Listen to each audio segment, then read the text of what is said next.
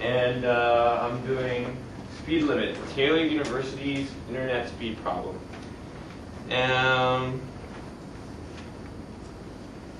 This is my letter to the editor a couple weeks back. I just want to get the audience feelings on our internet. How many feel that we have an internet problem on campus? Okay, how many people feel that that's caused by our lack of bandwidth? Less people. Okay.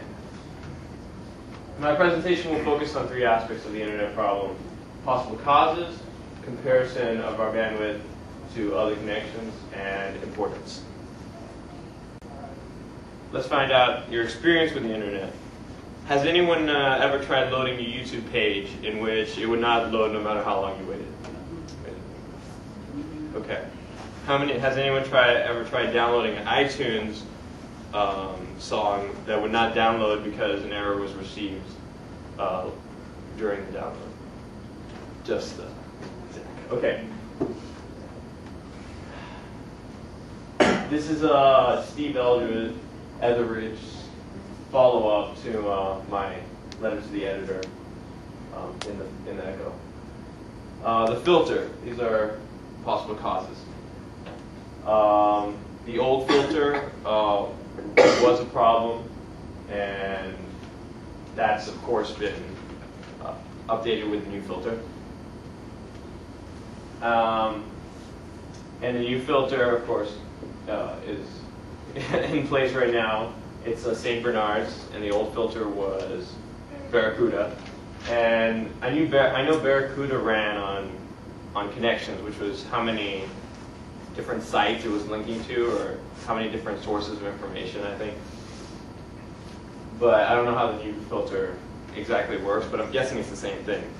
And this may still be a problem if our connections exceed if our maximum connections exceed well, if we cap our maximum connections before we start exceeding our bandwidth, then of course our connections are the problem. And this can happen with, like, of course, heavy connection heavy sites like Facebook.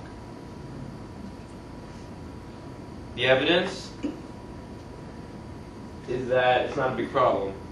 If a site can't be reached, the filter is no longer a problem. And you all have likely experience where you can get to the site like YouTube and it just won't download. And so it's gone through the connection, it's verified that you can go to that site, that's gone past the filter, but it's just not downloading. And we still have enough bandwidth to get to our maximum bandwidth cap, which I'll talk about later. Then there's network prioritization. This has to do with the management of our bandwidth, of our existing bandwidth. Activities with higher bandwidth will be treated, or higher priority will be given first dibs, if you will, on the bandwidth. They'll get to be able to use our remaining bandwidth first. And then other connections will be able, like YouTube and stuff, if there's bandwidth left over.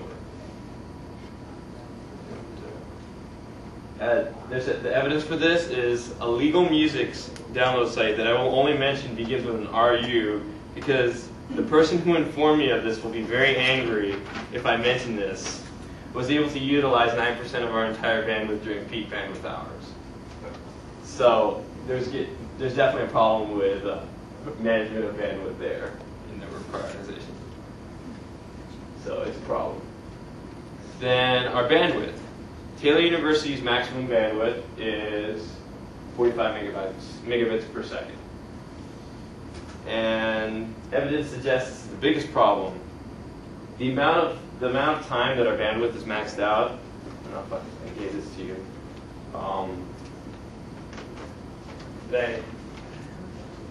Here.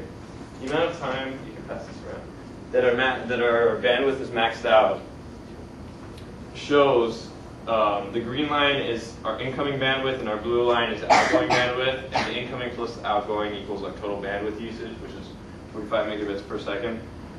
And our extended maxing out, pretty much, it's not going to be like 45 megabytes megabits per second like all the time when we're using all our possible bandwidth.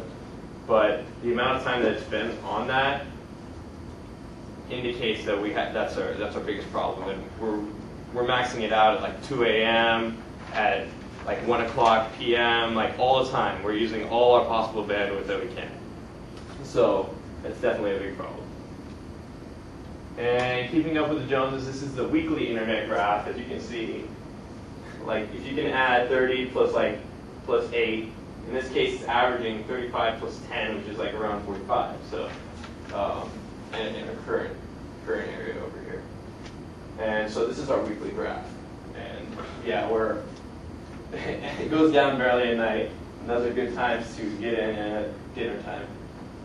If you want to get in there too. If you want to watch YouTube videos, those are probably the only places you'll get. It must be compared on a per user basis. Taylor University, I did an estimate. I added the number of graduates and I rounded the number of graduates, rounded the number of faculty, added those together and subtracted it by, I approximated like 400 people that live off campus that want to be using it on a regular basis just in school. And I came up with, and of course put that under, divided 45 megabits per second by that, and then I ended up with 28 kilobits per second per user. To put this into perspective, V92 dial-up modem is about 52 kilobits per second. This is a modem, okay? Abuja Capital Territory, Nigeria, average 363 kilobits per second. DSL, approximately 1,500 kilobits per second. Now, I found out, I looked online yesterday, I was trying to find some information on on applications that you would use, how much bandwidth they take. And Halo 2 per user apparently gets a little more than 20 kilobits per second per user. So a game of 4 people on Halo Live would be about 80 kilobits per second. But still, under the per user level, as long as you're not like playing, using the internet while playing Halo, which I doubt that. Something like YouTube, probably 200 kilobits per second, at least, for like the grain video. So definitely a problem there with internet video. You get what you need. The importance of internet video and internet audio and all that. It's educational. Internet video is increasingly used, easier to find, easier to access, more convenient, and benefits visual learners. Now, of course, this is not the only use for internet videos. It can be non-educational, of course, but it's definitely becoming more important to the education process. Internet audio, increasingly used, easier to find, easier to access, more convenient, benefits audio learners. How did that go? Connection to outside world is also a benefit of it. Is that by getting the news, getting Facebook, and getting webcam chat, it allows you to impact the outside world and find out what's going on outside of the Taylor bubble, so to speak. And that's important in your educational process, which can be linked to your education process, but also your development and your cultural awareness, which Taylor also seeks to promote. So you say you want a revolution. Yes. I hope you're ready to argue for more bandwidth for the school now. I'm wondering how many people. Quick poll, how many people now feel that we have an internet problem at our school? And how many people feel it's caused by bandwidth? Didn't change too many minds. But even if you're not convinced, I hope you better understand the possible problems with our internet, the relative speed of it, and the importance of our bandwidth. If you'll excuse me now, I need to get my SIR loaded before high bandwidth hours. Thank you.